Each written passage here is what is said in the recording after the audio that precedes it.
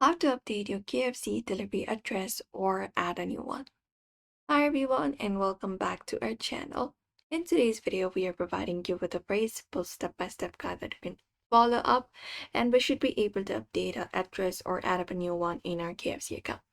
So let's just dive right into the video and get started with the process.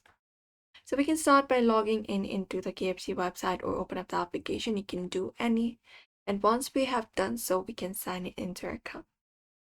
After that, in the top right corner, usually we can find a profile picture icon. Otherwise, click on this option called account in order to open it up.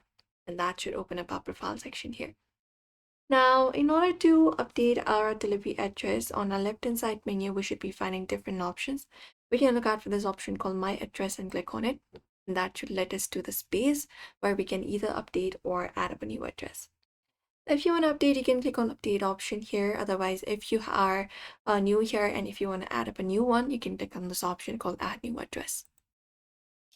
After that is done, what you need to do is you need to basically go ahead and add in your address title, what address it is, and your location. You can just go and add it up, and your customer name, what it is, your customer phone number as well, and you can add up a landmark here. Go ahead and add it up, and you can use this map right here to go ahead and add up a location here.